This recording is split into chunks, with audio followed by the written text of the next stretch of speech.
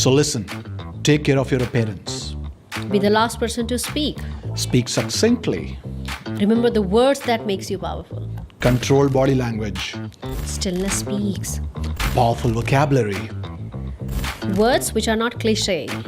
Powerful voice. Assertive communication has no substitute. Accumulation of different skills. Build credibility, build character. That's enough. There are people who have influence and there are people who have authority. Now, don't mix them together because those two are going to be the two sides of the spectrum. Yes, sometimes they do meet. That's when the history is created. Right. I have one right now in front of me. Influence plus authority. How to build that? I mean, okay, got it. Not everybody can have the authority. Not everybody can become CEO. Not everybody can replace Tim Cook now from Apple. Right. Right? But how to influence, however? What do you say? How do you do that? How do I do that? What's your recipe? The recipe is conviction, confidence, credibility. Should we wrap up the video then? Because you have just Yeah, answered. let's wrap up. Let's go home. Let's go home. No, on a serious note, if somebody wants to be the CEO one day, one Right. has to look like a CEO, How speak does like one a look CEO, like CEO, by the way? speak like CEO and influence like CEO before they become CEO, right? Which is what 100%. I think we're trying to answer here. And I think this is the problem of this century. Right. This is the problem of the not just millennials, but the problem of the generation Z as well. Right. Especially generation Z, as they want to just influence, not work. Not just, I think not just Gen Z, since we train so many entrepreneurs, right? They are entrepreneurs, they are making money, but still they think that somehow their people skills, the way they want to influence, doesn't happen that way because they forget that you have to influence first, only then people listen to you, right? So we still judge the book by its cover, as you Everybody keep saying does. that. Everybody does. But what to do if your book is looking good, your designer was good? What can I do about it? I cannot replace the designer who created me. No, but I gave a brain to my designer, right? That's what I want. So okay, I think we're gonna get into. Not my designer. Yeah. Your designer, the creator who created you. I mean that though. Almighty. I know there are other people involved into it. So, yeah, moving on. Couple of guys. Yeah. So moving on to this point that, in fact, very interesting story I have here to tell you. That do you remember that one of my friends who had just opened his, this store, eyewear store. Oh yes. He told me once, and I couldn't hold my laughter, though it came as insensitive to him. He said that when I opened, I wore good clothes and I stood at the reception, and somebody like who knew me by phone, obviously over the phone, we had talked already. So he came and he looked at me and he said, hello, how are you? Jao, sir ko bula ke leke aao. And I laughed exactly the way you're laughing right now, a little louder. And he got offended. He was like, what the hell? I was like, remember, it's not me laughing. It's anybody who will hear this story will laugh because people do judge the book by its cover. Right. So why don't you tell us how to paint that book so artistically that sometimes before even we speak, we influence people? How do we do that? I think we can combine 5 things here. First of all, we have to have that conviction in the personality, right? Then we have to take care of our appearance. We have to look good. We have to dress up nicely. Third, what you are communicating. Fourth, body language. Fifth, your signature style. Apart from appearance, your signature style. Like, I've heard since you talk about Shah Rukh Khan a lot, and I was, watching the interviews of some of the actresses, and they were saying, there is something good about him. And what's that apart from his communication? A subtle scent. That I was curious, like what sort of fragrance he's using. I got to know Dunhill. Right, he has been using Dunhill for a long, long time. So that's his signature, one of the signature statements. Then since I was using certain fragrances, so I used Tom Ford. Right, so I'm not asking people to use Tom Ford. It depends like how much they're willing to spend. But what I'm trying to say, that one has to have some sort of signature statement apart from rest of the things. Like most CEOs have cologne, right? They have. their own signature cologne. Like Indra Nui once was talking on the stage that, first I didn't know how to wear them, and then I wanted to, show the position that I was holding. So Right. first I went for shopping and bought some cologne. And then everybody was like, okay, we may want to buy that first before we become CEO. Right. Right? So one has to have something about their personality which Something. speaks volume. Right. Okay, so Shah Rukh Khan's Denver ad is just for Dhanti ka Dant dikhane wala? Yes, and then when you see Leonardo da Vinci, right, he had that particular attire always. Napoleon Bonaparte, that specialized hat. Wherever he was going, he was wearing that hat only. Then Mahatma Gandhi, particular attire. Yes. Right. Steve Jobs, turtleneck, blue denim, sports shoes. So it talked about personality, who they are. Exactly. And they were simply trying to send a message like, this is my signature style. This is what I think. So I think that one has to have that. No, I see. So that's the very first part of if you want to influence the people without authority. As I just said, not everybody can become CEO or manager, but everybody can influence. Everybody can influence, right? So mark this word. Remember, before you step out of your house, you know what personality you're going to showcase without uttering a word. Exactly. Then maybe some sort of signature accessory, maybe a good watch. Right. Maybe power colors. Like black, navy blue, gray, right? So simply if people Google it, what is the power color psychology, they'll Right. get to know what I'm saying, right? And then I like in one of the sessions, like we are training this guy in USA, right?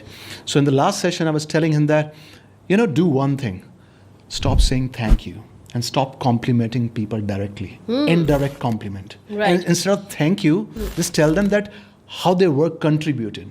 Oh. They'll feel better. Of course. Because And the third, that surprise act of kindness. We all love kindness. But if that's a surprise for us, people say, wow, man, this person is really interesting. so it shows authenticity of an individual. Authenticity, yes. And there is nothing great when Right. it comes to influence when there is a good balance of kindness and authority. And I think I have seen these two traits in great balance in most of those people so far that I met who didn't have authority, but they had greater influence. Right. And I wouldn't go for some Mahan people looking for. I'll begin with my grandmother, actually. My grandmother, in half a village, she had influence. Like people would say, oh, don't let her get to know.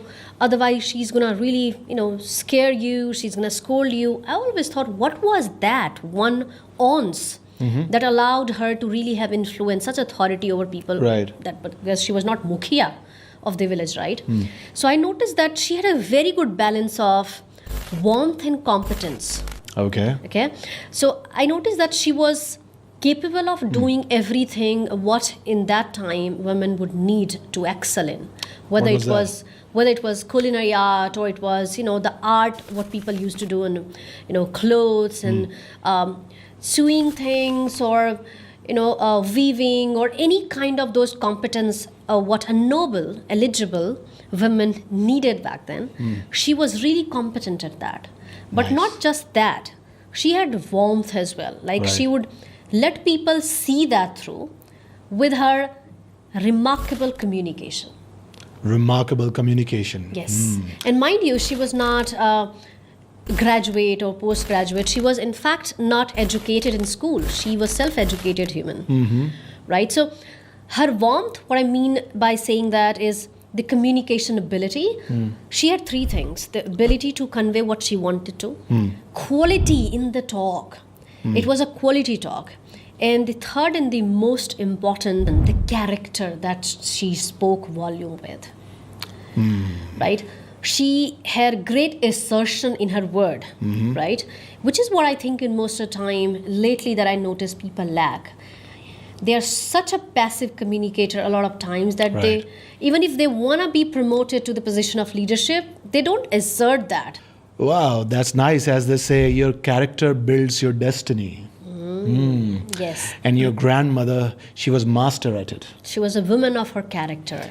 And here most of the people think that, let me debunk this myth that your character means something else. Oh, you're smoking. Oh my God, you've got loose character. Oh, how come you drank a couple of packs? That's not true. That's not true. Then People Albert should be Einstein asking. didn't have good character.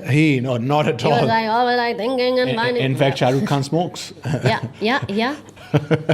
So, so what do you mean by true character? It means person of his or her words. Person announces less and does more. Right. If you want to influence without authority, you need to remember the dialogue of Mukesh Ambani, as you keep telling. What was the dialogue? I don't believe in announcements. I believe in execution, results. Exactly. That's what I meant. People who say that, oh, I'll show you what I'm going to do to you. Usually, the response from the other side is, I'll see that, go. But the true people, like Right. the people of character, Right. wouldn't tell it, show it. Right. Like in today's morning session, I was training this businessman, So he was telling me that I've been trying to persuade my kids for a long time. Do this, do that, ta. I said, no, that's not a good idea. Don't tell them, show them. Yeah.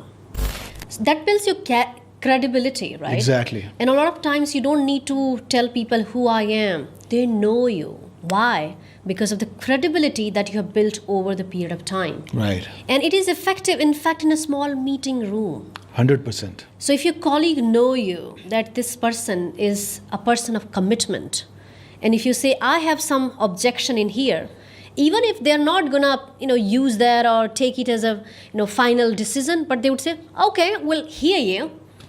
That's called credibility. Yeah. That's even called in influence. even in the John Wick movie, they say John Wick is a man of sheer commitment.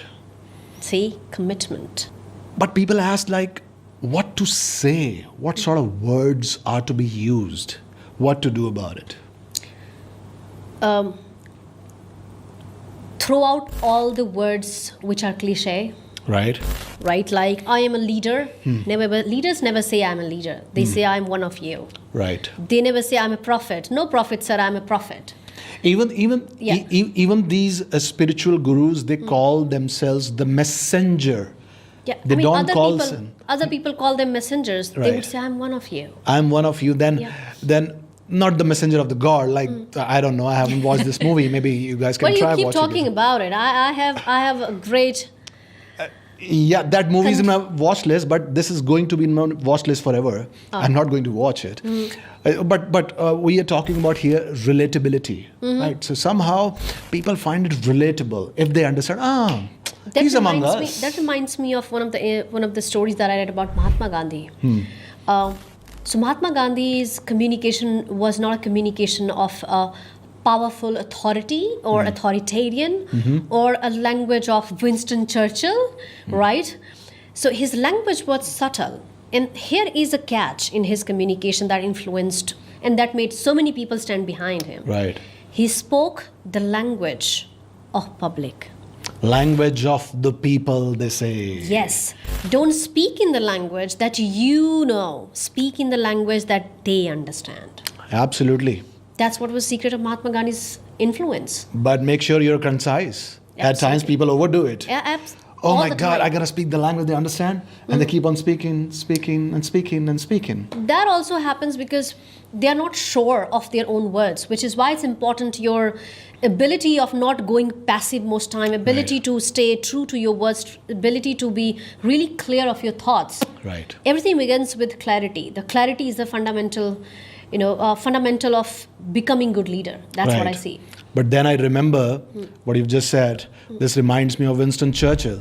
He rightly said that, your speech has to be like girl's skirt, long enough to cover the subject, short enough to create interest. What do you expect from a man who would have whiskey before speaking in parliament? But he has a message here that speaks succinctly. Yeah, with a glass of whiskey in his hand. With a glass of whiskey or with a glass of Bonvita or with a glass of water. Yeah, but Nimbu people, pani. Nimbu pani, yes. Yours is Nimbu Pani? Yeah? Yeah, mine. Yeah. Okay, let's not discuss. Yeah. But people here, they forget that speaking succinctly is also so powerful, People can listen to you. you at times, let's say you're a beginner. So even if you're anxious, don't bore them.